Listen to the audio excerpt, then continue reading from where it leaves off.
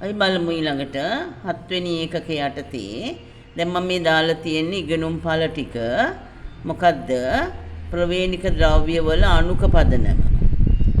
ඊට පස්සේ ප්‍රවේණික ද්‍රව්‍යයේ ව්‍යුහය සහ කෘත්‍යය. ඉගෙනුම් ඵල වල හපු දෙකක්. එතකොට ප්‍රවේණික ද්‍රව්‍ය මොනවද? වෛරස් හැරුණාම අනෙක් සියලුම ජීවීන්ගේ ප්‍රවේණික ද්‍රව්‍ය වෙන්නේ DNA. එතකොට වෛරස් වල තියෙනවා DNA තියෙන වෛරසුත් තියෙනවා නැති වෛරසුත් තියෙනවා. DNA තියෙන වෛරස් වගේම නැති වෛරස් අපි ගත්තොත් RNA තියෙන වෛරස්, COVID වෛරස්, HIV වෛරස්, රේබිස් වෛරස්, ඉන්ෆ්ලුවෙන්සා වෛරස්. එතකොට DNA තියෙන ඒවා අපි ගත්තොත් ඇඩ්නෝ වෛරස්, එතකොට මොනවද මේ පෝලියෝ වෛරස්, ඒවයි DNA තියෙනවා. එතකොට මෙතෙන්දී ප්‍රවේණික ද්‍රව්‍යයේ ව්‍යුහය හා කෘත්‍ය. එහෙනම් ප්‍රවේණික ද්‍රව්‍ය මොනවද තියෙන්නේ? DNA සහ RNA තමයි ප්‍රවේණික ද්‍රව්‍ය වශයෙන් තියෙන්නේ. එතකොට අපි අණුක පදනම ගත්තොත් මේ DNA සහ RNA තැනිච්ච තැනුම් මේකකය තමයි නියුක්ලියෝටයිඩ්. තැනුම් මේකකය නියුක්ලියෝටයිඩ්. එතකොට ඒ තැනුම් මේකකයේ නියුක්ලියෝටයිඩේ තියෙන සංඝටක තුනක් තියෙනවා. පෙන්ටෝසීනි, නයිට්‍රජනීය භස්ම, ෆොස්ෆේට් කාණ්ඩ. එතකොට ඒවයි සංඝටක මූලද්‍රව්‍ය තියෙනවා carbon, hydrogen, oxygen, nitrogen, phosphorus.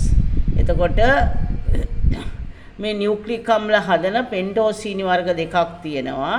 ඩියොක්සිරයිබෝසීනි සහ රයිබෝසීනි, කාබන් 5 සීනි. එතකොට මේ කාබන් 5 සීනි වල මේ එක පළවෙනි කාබන්, දෙවෙනි කාබන්, තුන්වෙනි කාබන්, හතරවෙනි කාබන්, පස්වෙනි කාබන්. එතකොට රයිබෝසීනි වල මෙතන OH එකක් තියෙන්නේ.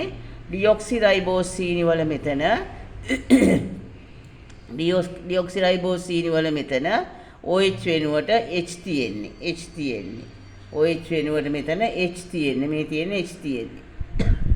එතකොට නයිට්‍රජනීය භස්ම වර්ග 5ක් තියෙනවා. එයින් දෙකක්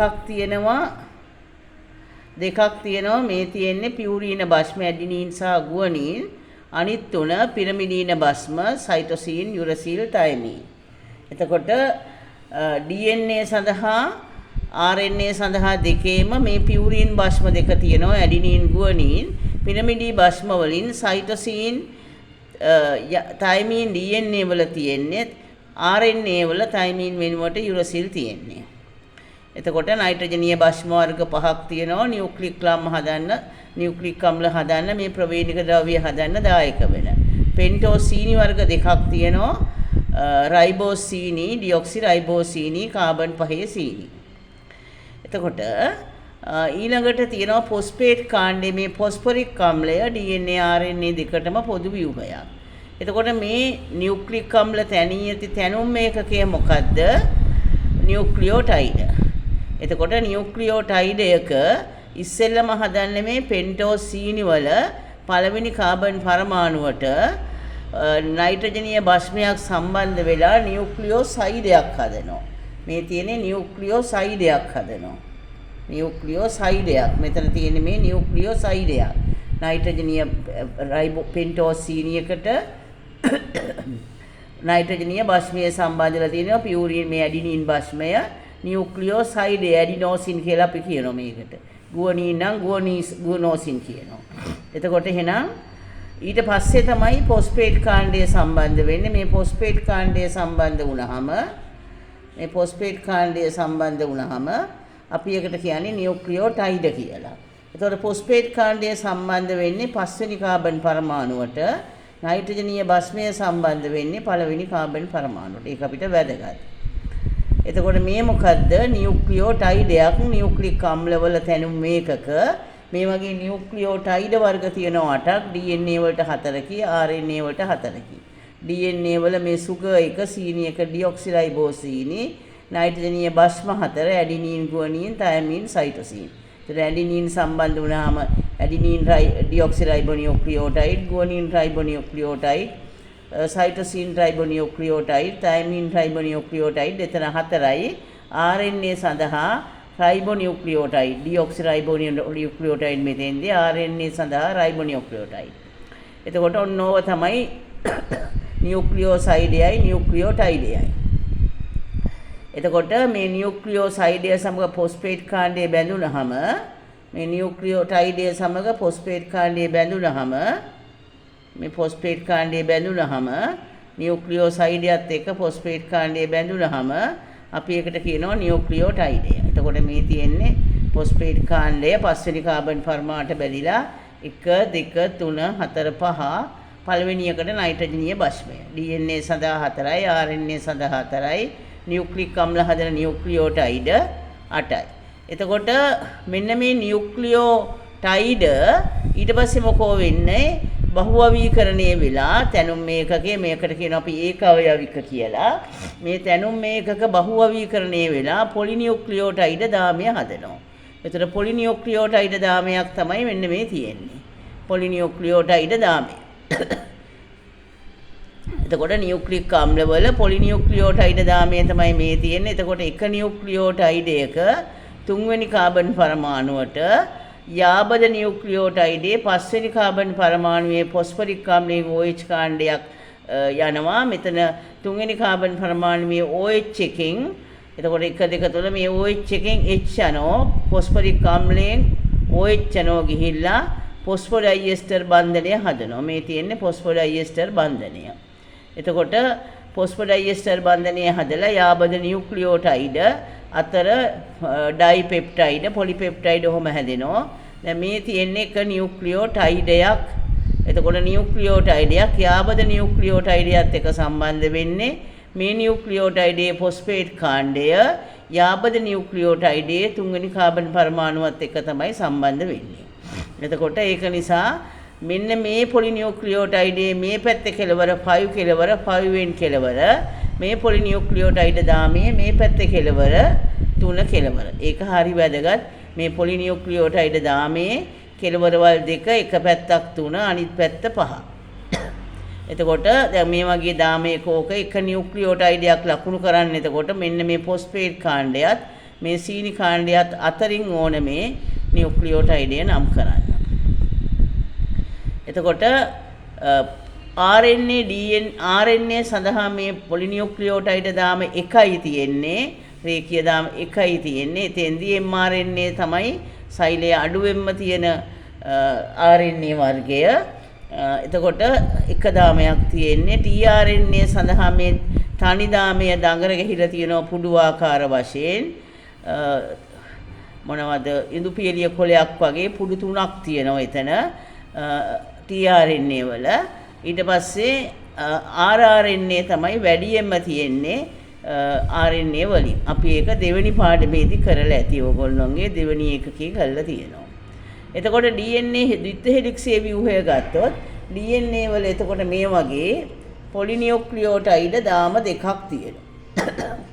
මේ දාමයේ 3 5 අන්තෙද තියෙන්නේ. අනිත් දාමයේ මේ නයිට්‍රජනීය භස්ම අතර යුගලණය වෙන්න ඕන හින්දා ඒකේ තියෙන්නේ එතකොට මේ පැත්තට. මේ පැත්ත 5 මේ පැත්ත 3. එතකොට මෙන්න මේ පිහිටීමට අපි කියනවා ප්‍රතිසමාන්තර කියලා. 3 5 5 3. ප්‍රතිසමාන්තරව මේ දාම දෙක සකස් වෙනවා. එතකොට මේ සීනි ෆොස්ෆේට් එකට කියන්නේ අපි කොඳු නාරටිය භස්ම පාද මේකේ මෙහෙ පිටතට තියෙනවා. මේ දාමේ භස්ම පාද මේ පැත්තට තියෙනවා. ඒතර යාබද පොලිනියුක්ලියෝටයිඩ දාම දෙකේ අනුපූරක නයිට්‍රජනීය භස්මත යුගලණයක් වෙලා මේ දාම දෙක ස්ථායී වෙනවා. හැම විටම ඇඩිනීන් තයමීන් අතර හයිඩ්‍රජන් බන්ධන 2යි. තයමීන් ඇඩිනීන් හයිඩ්‍රජන් බන්ධන 2යි. ගුවනින් සයිටෝසින් අතර හයිඩ්‍රජන් බන්ධන 3කින් මේක අනුපූරක නයිට්‍රජනීය භස්ම අතර යුගලණය වෙනවා. මේ භස්ම පාද අතර දුර සමානයි. එතකොට මෙන්න මේ දාම දෙක මේ වගේ මධ්‍යක්ෂයක් වටා සර්පිලාකාර ද්විත්ව හෙලික්සයක් ලෙස දක්ෂිනාවර්තව එතිනවා.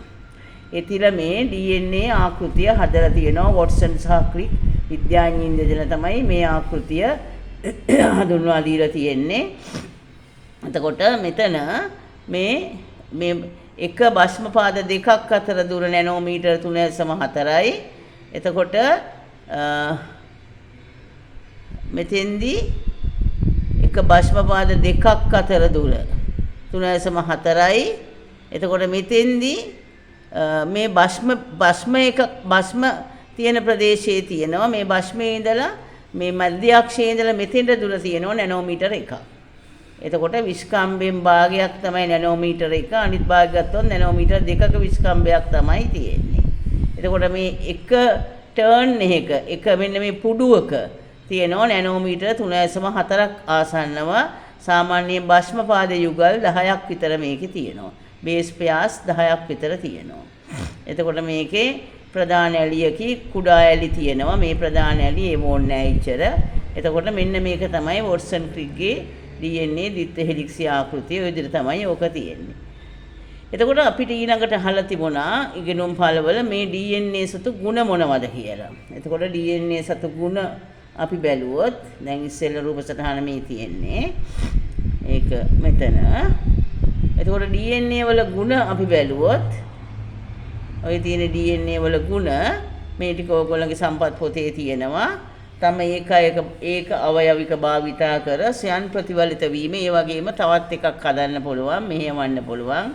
ඒ මගින් මාතෘ DNA අණුවකින් සර්ව සම ද්විත්ව DNA අණු දෙකක් බැගින් හැදෙන්න පුළුවන්. අපි ඒකට කියනවා ප්‍රතිවලිතය කියලා. එතකොට බොහෝ ජීවීන්ගේ වෛරස් සැර අත්‍යවශ්‍ය ප්‍රවේණික ද්‍රව්‍ය ලෙස ක්‍රියා කරනවා. එතකොට එක පරම්පරාවක සිටලා තවත් පරම්පරාවකට තොරතුරු අරගෙන යන්න පුළුවන් මේ DNA වල තියෙන නයිට්‍රජනීය භස්මාණු පිළිවෙල නැත්නම් ජාන මගින් ප්‍රවේණි සාධක. එතකොට එහෙනම් ප්‍රවේණි තොරතුරු ගබඩා කරන්න පුළුවන් මේ නයිට්‍රජනීය භස්මාණු පිළිවෙලක් මගින්. ඒ වගේම ප්‍රවේණික තොරතුරු ගබඩා කරන්න පුළුවන්. ඒ වගේම ප්‍රකාශ කරන්නත් පුළුවන්. එතකොට මෙන්න මේ තියෙන්නේ ඕගොල්ලොන්ගේ සම්පත් පොතේ තියෙන ටික. මම ඒ ටික ඇත්තටම ආයි කියවන්න අවශ්‍ය වෙන්නේ නැහැ. මේ DNA ද්විත්ව හෙලික්සි ආකෘති ඉදිරිපත් කරේ 1953 ජේම්ස් වොට්සන් හා ෆ්‍රැන්සිස් ක්‍රික් විසින්. එතකොට මේගොල්ලෝ මේ ආකෘතිය ඉදිරිපත් කරන්න උදව් අරගෙන තියෙනවා රොසලින් ෆ්‍රැන්ක්ලික් විසින් ඉදිරිපත් කරපු X-ray පිටපත ස්පටික විද්‍යාව. හරිය X-ray ක්‍රිස්ටොලොජි ග්‍රාෆ් කියන එක. එතකොට DNA අණුවේ ව්‍යුහයට සමාන ආකෘතියක් මෙන්න මේ රොසලින් ෆ්‍රැන්ක්ලික්ගේ මේ ස්පටික රූපී X-ray ස්පටික ආකෘතියෙන් තමයි මේ ආකෘතිය ඉදිරිපත් කරලා තියෙන්නේ. එතකොට DNA අණුව තුල ඩියොක්සිරයිබෝසීනි ෆොස්ෆේට් කාණ්ඩ හා නයිට්‍රජනීය භස්ම වර්ග 4 යන අණු වර්ග 6ක් සැකසීලා තියෙනවා. ඩියොක්සිරයිබෝසීනි 1යි ෆොස්ෆේට් කාණ්ඩ නයිට්‍රජනීය භස්ම වර්ග 4. එතකොට 6ක් තියෙනවා. මේ ආකෘතිය අනුව DNA ඇඹරුණු ඉනිමග සර්පිලාකාර පඩිපෙළක් වැනි එහි අත්වැල ලෙස මාරුවෙන් මාරුවට තියෙනවා පෙන්ටෝසීනි හා ෆොස්ෆේට් කාණ්ඩ එක කොඳුනාරටිය පියගැට පෙළ තමයි භස්ම පාද වෙන්නේ. එතකොට භස්ම යුගල් වීමේදී හැම විටම පියුරීන භස්මයක් පිරමිඩීන භස්මයක් එක තමයි යුගලණය වෙන්නේ. A සහ T අතර දුර්වල හයිඩ්‍රජන් බන්ධන 2යි G හා C අතර 3යි. එතකොට මේක මේ මෙන්ඩල්ට පසු ප්‍රවේණි විද්‍යාව පිළිබඳ තොරතුරු ගවේෂණය කරා මෝගන් ඇතුළු පිරිසක් පළතුරු මැස්සා ඇසුරෙන්. එතකොට ඒගොල්ලෝ කිව්ව මේ DNA හැදලා තියෙන්නේ වර්ණදේහ හා ප්‍රෝටීන් කියලා හඳුන්වා දුන්නා. ඊට පස්සේ වර්ණදේහවාදය කියන එකකුත් ඉදිරිපත් වුණා. එතකොට මේ වර්ණදේහවල නිශ්චිත ස්ථානවල ජාන තියෙනවයි කියලත් මේ මෝගන් ඇතුළු පිරිස විසින් 1902-3 කියන කාලවකවානු වල කියලා තියෙනවා. මේ තියෙන්නේ අර කවුද රොස්ලින් ෆ්‍රැන්ක්ලික්ගේ ස්පටික ආකෘතිය X-ray ඡායාරූප මගින් ගත්ත. මේ තියෙන X-ray ඡායාරූප මේව එකතු කරලා මේ වගේ අපි X-ray ඡායාරූප විවිධ පැතිකඩ ඔස්සේ අරගත්ත. මේ තියෙන X-ray ඡායාරූප ඒ මගින් මෙන්න මේ රූපේ තමයි රොස්ලින් ෆ්‍රැන්ක්ලික් ඉදිරිපත් කරපු ආකෘතිය ලීඩි කෙනෙක්. ඊට පස්සේ ඒක උපයෝගී කරගෙන තමයි DNA මේ වොට්සන් ඒ දෙන්නටම නොබෙල් ත්‍යාගය ලැබුණා. රොස්ලින් ෆ්‍රැන්ක්ලික්ටත් ලැබුණා. වොට්සන් ක්‍රික්ලටත් ලැබුණා. ඒක උපයෝගී කරගෙන තමයි වොට්සන් ක්‍රික් මේ ආකෘතිය ඉදිරිපත් කරේ. එතකොට ඊළඟට අපිට තියෙනවා මොනවද? ඕගොල්ලෝගේ අණුක ජීව විද්‍යාවයටතේ ශූන්‍යාස්තික හා ප්‍රාග්න්‍යාස්තික සහිලවල වර්ණදේහ ව්‍යුහික නිර්මාණය කියලා කොටසක්. අපි ඒක ඊළඟ පාඩමෙන් බලමු කොහොමද මේ වර්ණදේහ නිර්මාණය කරලා තියෙන්නේ ශූන්‍යාස්තික හා ප්‍රාග්න්‍යාස්තික ඇතුලේ කොහොමද වර්ණදේහ අසුරලා තියෙන්නේ කියලා. ඒ කියන්නේ DNA ගත්තොත් සජීව පදාර්ථයේ විශාලතම මහාණු වර්ගයක් ඒක ගොඩක් දිගයි, ඇහැට පේන්නේ නැති හිංකෙන්දක් වගේ එකක්. එතකොට ඒක මේ ශූන්‍යෂ්ටික සෛලවල හෝ ප්‍රාග්න්‍යෂ්ටික සෛල ඇතුළට ගොනු කරන්න බෑ. නවල ඝනකම වැඩි කරගෙන දාන්න පුළුවන්. දිගාතින් දාන්න බෑ. එතකොට ඒ නිසා අන්න ඒවා නවල පුඩු හදලා අඹරලා කොහොමද මේ සෛලය තුළට න්‍යෂ්ටිය තුළට ඇතුල් කරන්නේ කොහොමද කියන එක තමයි අපේ වර්ණ දේහවල ව්‍යුහ නිර්මාණය කියලා කියන්නේ. එතකොට මේ තියෙන්නේ ශූන්‍යෂ්ටික සෛලයක්, පොතේ තියෙන එකමයි මේ ප්‍රාග්න්‍යෂ්ටික සෛලයක්. ප්‍රාග්න්‍යෂ්ටික සෛලයක නියුක්ලියෝඩේ තමයි DNA තියෙන්නේ දඟර ගැහිලා. ශූන්‍යෂ්ටිකින්ගේ පටල දෙකකින් වට වෙච්ච න්‍යෂ්ටිය තුළ තමයි වර්ණ දේහ තියෙන්නේ ක්‍රොමැටින් තන්තු ලෙස. මේගොල්ලොන්ගේ වෘත්තාකාර ද්විපට තනි DNA අණුවක් ලෙස තියෙනවා. එතකොට ශූන්‍යෂ්ටික සෛලයක හෝ ප්‍රාග්න්‍යෂ්ටික සෛලයක සෛලප්ලාස්මේ න්‍යෂ්ටික ප්‍රදේශයේ නියුක්ලියෝඩය හෝ න්‍යෂ්ටිය තුල මේ DNA ඇසිරීමට කියනවා අපි වර්ණ දේහවල ව්‍යුහික නිර්මාණය කියලා. එතකොට අපි ඒක ඊළඟ පාඩමෙන් බලමු. මේ රූප සටහන ඕගොල්ලෝගේ මේ පොතේ තියෙන එකමයි. මම මේ පාඩම විස්තර කරලා කියලා දෙන්න. මේක චුට්ටක් ඕගොල්ලෝ ඊළඟ ලෙසන් එකට කලින් ඕගොල්ලෝ මේක ගැන පොඩ්ඩක් හදාරලා එන්න.